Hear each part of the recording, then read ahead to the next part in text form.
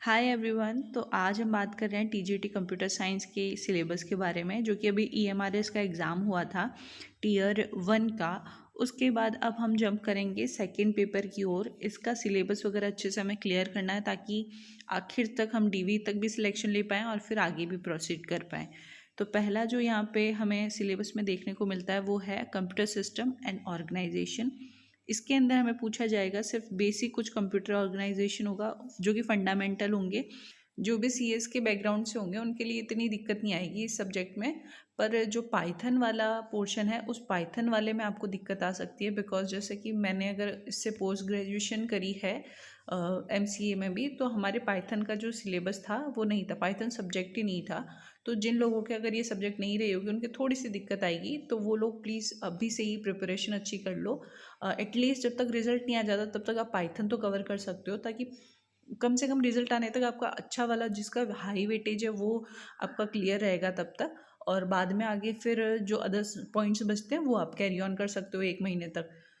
तो सबसे पहले यहाँ पे जो आता है वो है बेसिक कंप्यूटर ऑर्गेनाइजेशन। इसमें आपका कंप्यूटर सिस्टम के बारे में, जैसे कि हार्डवेयर सॉफ्टवेयर हो गया, इनपुट आउटपुट हो गया, सीपीयू मेमोरीज हो गई, यूनिट ऑफ मेमोरीज हो गई, ओवरव्यू जो भी कंप्यूटर मेमोरी का है वो आ जाएगा यहाँ पे, semiconductor main memory, cache memory, register वगैरह, इन सब के बारे में पूछ लेगा आपसे। उसके बाद नेक्स्ट आगे आता है जो कि है टाइप्स ऑफ सॉफ्टवेयर।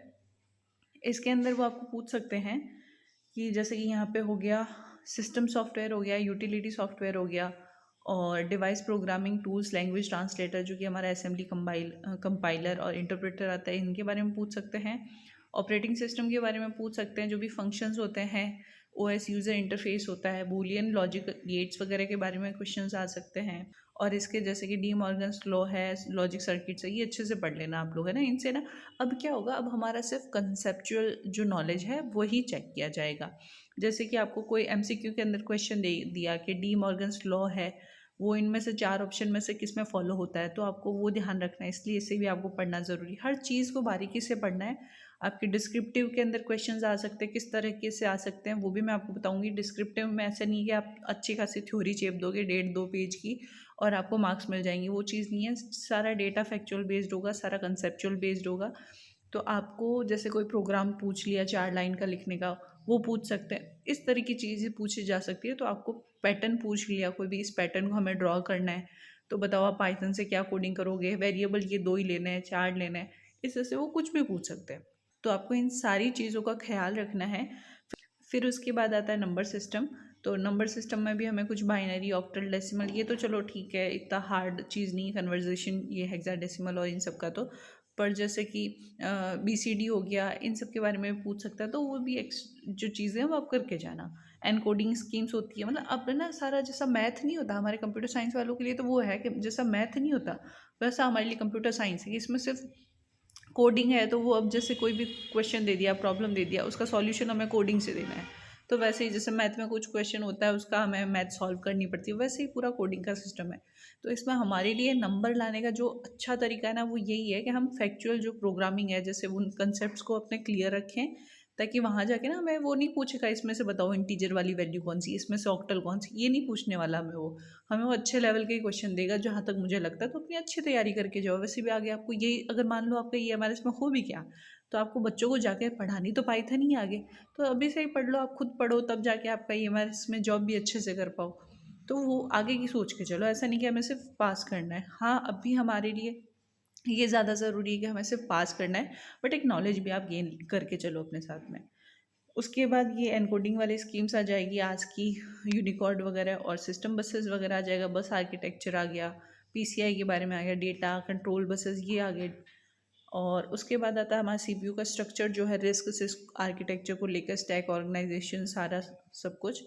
फिर आता है हमारा जैसे कि हम ये करते हैं ना कि एमएस ऑफिस वाला पूरा वर्ड प्रोसेसर, इलेक्ट्रॉनिक स्प्रेडशीट हो गया, प्रेजेंटेशन पीपीटी वगैरह, इन सब के बारे में। अब ये देखो, ये आपका यहाँ से आता है मेन टॉपिक स्टार्ट होता है, जो मैं पाइथन की इतनी देर से बोल रही थी वो यही है। अब देखो यहाँ पे introduction to problem solving, steps for problem solving, ठीक है, और representation of algorithm using the flow chart and pseudo code and decomposition, ठीक है। अब देखो यहाँ से होता है मेन सारा पाइथन का है, जैसे कि इंट्रोडक्शन हो गया पाइथन का, फीचर हो गए, कुछ भी कोई भी ऐसा प्रोग्राम दे दिया हमें, हेलो वर्ल्ड सिंपल प्रोग्राम है ये तो, ये भी दे दिया, एग्जीक्यूशन दे दिया, एग्जीक्यूशन मोड्स आ गए, जैसे हमारे इंटरेक्टिव मोड हो गया, स्क्रिप्टिव हो गया, पाइथन कैरेक्टर और पूरे इसके कीवर्ड्स वगैरह आइडेंटिफाई, ये सब ऑपरेटर, पंक्चुएटर, ये सब कुछ, और variable, concepts of N I value and R value, use of components, जो हमारा वो नहीं होता था फॉर लूप हो गया, वाइल लूप हो गया, वो सब भी इसमें, लूपिंग, इटरेशन, ये सारी चीज़ें आ सकती है। तो आपको इन सब को साथ लेकर चलना है। और फिर आता है हमारा नॉलेज ऑफ डेटा टाइप, जिसमें हमारा number, integer, floating point, complex, सब कुछ आ सकता है, बुलियन, मतलब इन शॉर्ट आपको बहुत कुछ पढ़ना है। तो अभी से आप पढ़ लो, आप रिजल्ट का वेट मत करो।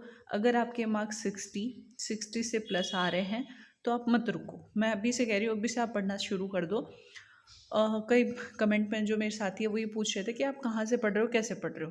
तो बात ये है कि मेरे अभी 21 जो तारीख है, 21 तारीख को मेरा NHM डेटा एंट्री ऑपरेटर का टाइपिंग टेस्ट है। तो वो टाइपिंग टेस्ट देने के बाद में ही मैं स्टार्ट करूँगी अपना EMRS का Tier 2 के लिए। और सबसे पहले मैं पाइथन ही उठाने वाली हूँ, जहाँ से मेरे को वीडियो लेक्चर क्लासेस वगैरह ठीक लगेगा, मैं वहाँ से अपना पढ़ना शुरू कर दूँगी। पाइथन के तो मेरे पास प्री डिफाइंड कोई नोट्स वगैरह भी नहीं है। अगर हाँ मुझे कोई यूट्यूब पे रिसोर्सेज अच्छे मिले तो मैं आपके साथ वो शेयर कर दूँगी। अदरवाइज़ मेरे पास वैसे एक राजस्थान में एक वैकेंसी आती है कंप्यूटर इंस्ट्रक्टर की, तो उसके लिए कोचिंग ले रखी है मैंने। अगर उसमें सर ने पढ़ा रखा होगा अच्छे से तो मैं वहाँ से पढ़ूँगी। तो वो तो परचेज़ करा हुआ है, वहाँ से मैं आपको नोट्स मेरे शेयर कर दूँगी। पर अगर यूट्यूब के फ्री रिसोर्सेज आप पूछोगे तो अगर मैं वहाँ से पढ़ूँगी तो वो भी आपके साथ शेयर करूँगी। तो अब आते हैं हम यहाँ पे नॉलेज ऑफ डेटा टाइप, जिसके अंदर हाँ ये हमारा हो गया स्ट्रिंग, टपल वगैरह, डिक्शनरी। ऑपरेटर्स हमें पूछ सकते हैं, expressions, statement type, conversation, input output सब आ सकता है। और ये सारा देखो यहाँ पे लिखा भी है, सब कुछ यहाँ पे पाइथन से रिलेटेड है। ये देखो यहाँ पे ना सब कुछ पाइथन से रिलेटेड है। तो पाइथन आपकी बहुत अच्छी होनी चाहिए। पाइथन से पिछली बार सिर्फ एक ही पेपर हुआ था ये हमारे इसका, तो पिछली बार भी अच्छे खासे क्वेश्चंस पूछे गए थे पाइथन से। एरर्स आपकी कहाँ कहाँ हो सकती है, फ्लो ऑफ कंट्रोल आपको पूछेंगे, कंडीशनल स्टेटमेंट्स, इटरेटिव, स्ट्रिंग वगैरह, स्ट्रिंग के भी जो भी फंक्शंस होते हैं, लैन, लोअर, टाइटल, अपर, ये सारी चीज़ें आपको कवर करनी है। फिर लिस्ट आ जाएगा हमारा, लिस्ट में भी ये जो भी फंक्शंस है, सारे फंक्शंस का यूज़ क्या है वो पता होना चाहिए। फिर आ जाता है यहाँ पे टपल्स के बारे में, मिन, मैक्स, सम, ये सारे टपल्स के बारे में, सारे फंक्शंस जो भी इसमें स्पेशली जो दे रखे हैं ना वो तो आपको करना ही है कि इन फंक्शंस का क्या यूज़ होता है, किस तरह से हम इनको यूज़ कर सकते हैं। फिर डिक्शनरी पे आते हैं हम, डिक्शनरी में भी बहुत सारे इनमें फंक्शंस हैं, ये सारे फंक्शंस आपको पढ़ने हैं। फिर आता है आपको यहाँ पे इंट्रोडक्शन टू पाइथन मॉड्यूल्स पढ़ने हैं, functions, introduction to file type, files और टाइप ऑफ फाइल्स जो भी होती है, टेक्स्ट, बाइनरी, CSV फाइल्स होती है, इन सब के बारे में। एक और चीज़, ये सिलेबस या फिर आपको TGT, PGT, EMRS का जो भी सिलेबस अगर आपको कोई भी चाहिए तो वो मैंने अपने टेलीग्राम चैनल पे डाल दिया है, ठीक है। वहाँ पे जाके आप अपने सब्जेक्ट वाइज जो भी आपको आपका सिलेबस है वो वहाँ से डाउनलोड कर सकते हो। उसके बाद फिर यहाँ पे आता है टेक्स्ट फाइल वगैरह, ओपनिंग है टेक्स्ट फाइल, ओपन मोड्स जो ये होते हैं, R+W किस लिए होता है, ये सारे। और फिर हमारी बाइनरी फाइल्स है, ये भी मतलब इसमें से कुछ पॉइंट्स तो ऐसे जो मैंने सच में अभी तक एक बार भी नहीं पढ़े, तो मुझे भी वो सब कुछ पढ़ना है क्योंकि हमारे टाइम पे सब्जेक्ट थी नहीं पाइथन की। फिर आता है यहाँ पे CSV फाइल वगैरह। फिर सोसाइटी, लॉ एंड एथिक्स, ये हमारा साइबर सिक्योरिटी से रिलेटेड है और इसमें तो ज़्यादा थियोरटिकल पार्ट है या थोड़ा सा मतलब समझने जैसा ही पार्ट है, ठीक है। जैसे कि यहाँ पे सबसे भारी जो और हाई वेटेज वाला और जो थोड़ा सा लाइक टफ पार्ट हम कह सकते हैं वो पाइथन ही है हमारे लिए। और इसके अंदर जैसे कि आ जाएगा हमारा digital society and netizen, data protection आ गया हमारा, साइबर क्राइम से रिलेटेड, साइबर सेफ्टी से रिलेटेड, सेफ्टी एक्सेसिंग वेबसाइट्स वगैरह हो गई, ये वायरसेस वगैरह के बारे में पूछ लेंगे, वेस्ट के बारे में, मैनेजमेंट के बारे में पूछ लेंगे, IT एक्ट, जो IT एक्ट हमारा 2000 नहीं है वो भी आएगा, IT एक्ट 2000, ये भी आपको पढ़ना है। फिर technology and society, gender and disability issues while teaching and using computers, ठीक है।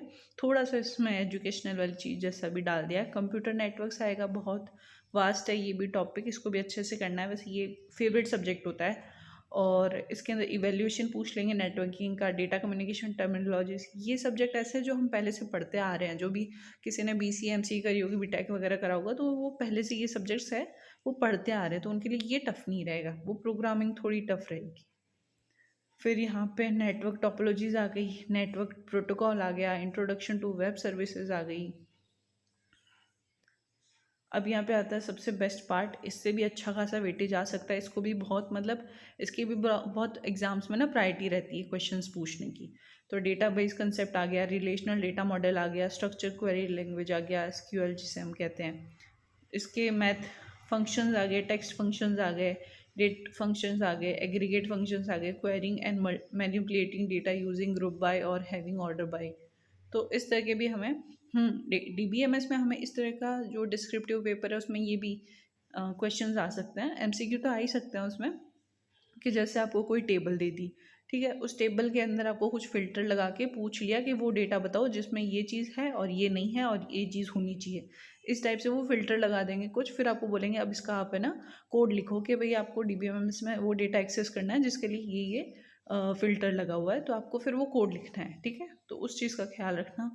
एमर्जिंग ट्रेंड्स जो भी अभी हमारे चल रहे हैं AI वगैरह, इनके बारे में देखो इन्होंने स्पेशली लिख रखा है यहाँ पे कि ChatGPT और माइक्रोसॉफ्ट कैनवा AI, ये सारी चीज़ें भी हमें अच्छे से पढ़नी है, जो भी हमारा करंट रिलेटेड है वो सारी चीज़ों को ख्याल में रखना है।